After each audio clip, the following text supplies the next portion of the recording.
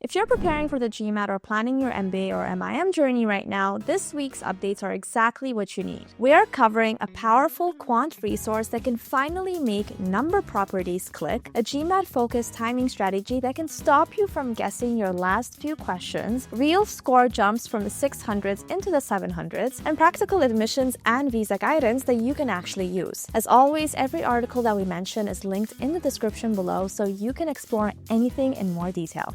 Now let's get started. If number properties feels like the most random part of GMAT Quant, that's usually not because it's hard, but it's because it's learned in pieces. There's a comprehensive GMAT club guide created by Benwell as part of the GMAT math book that pulls all of number properties together in one place. It covers integers, primes, factors, GCF and LCM, perfect squares, divisibility rules, factorials, last digits, exponents, roots, fractions, ratios, and percents, all the number theory concepts the GMAT actually tests. What makes this especially useful for GMAT Focus is that it helps you recognize patterns and shortcuts instead of over-calculating. If careless mistakes or slow quant questions are holding you back, this is the kind of resource you bookmark and keep coming back to. The full guide is linked in the description below. Knowing the math is one thing, but applying it under time pressure is where most people lose points. If you've ever finished a GMAT section feeling rushed or forced to guess multiple questions in a row, this timing strategy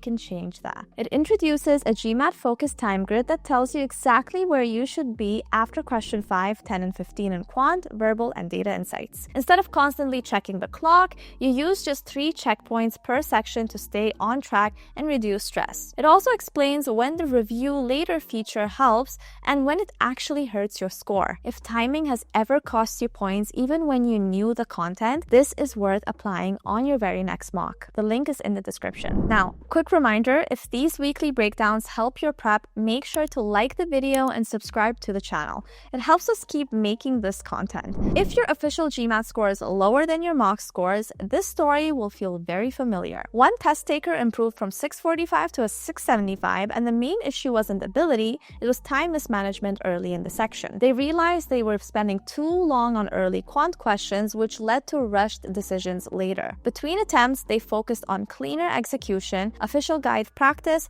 and tightening their fundamentals. It's a good reminder that sometimes a solid score jump comes from strategy, not new material. The full debrief is linked below. If verbal feels unpredictable or intimidating, here's something that might surprise you. You don't need 100% accuracy to score a perfect V90. In this post, a verbal instructor breaks down their own V90 attempt and explains why verbal scoring is more forgiving than quant, even at the highest levels. They also challenge the idea that verbal is about English fluency, showing instead how it's about logic, structure, and repeatable frameworks. They share why saving time early allows you to handle the hardest questions at the end without panicking. If you're aiming for V85 or higher, this one is worth reading carefully. The link is in the description. If you feel like you're trying to be perfect on every GMAT question and it's actually hurting your performance, this story hits home. A candidate improved from 685 to a 715, and the biggest shift wasn't studying more. It was making better decisions under pressure. They talk about choosing the right section order, managing expectations in data insights, and accepting uncertainty instead of fighting it. It's a great example of how balance can outperform perfection on test day. The full breakdown is linked below. If you're stuck in the low to mid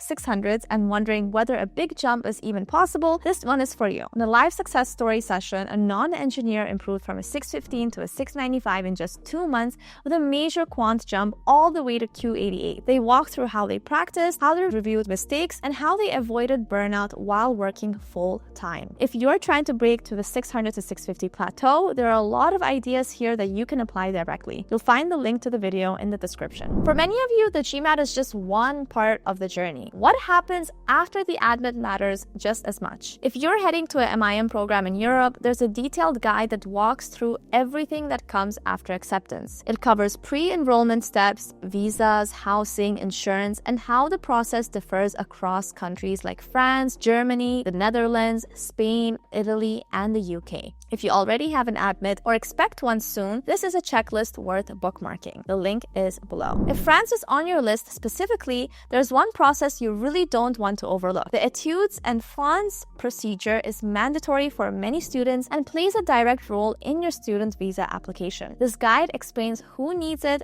how the platform works, what documents to prepare, and how the process fits into your overall timeline. It's one of those things that feels confusing until you see it laid out step by step. Full details are linked in the description. If you're applying to schools in the US, the student visa step can feel intimidating. There's a podcast this week featuring a former US visa officer and immigration attorney who explains how F1 visa decisions are actually made. They cover common interview mistakes, funding requirements, and red flags that lead to refusals. If you want insights straight from someone who's been on the other side of the table, this is worth listening to. The episode is linked below. And finally, once the test is done and the admits are in, interviews become the final hurdle. Most MBA interviews come down to a small set of questions, and this session breaks down the 5 that matter most. It covers how to answer, tell me about yourself, why are MBA questions about failure, handling difficult teammates, and how to ask smart questions at the end. It also explains how long your answers should be and how to avoid sounding generic or rehearsed. If interviews are coming up, this is something that you should practice with, not just watch. The link is in the description. And that's it for this week's GMAT Club News. Every article and resource that we discussed today is linked down below, so you can go on deeper on whatever matters most right now. If you found this video helpful, make sure to like the video and subscribe to the channel, and let us know in the comments what you'd like us to cover next. See you guys in the next one. Bye bye.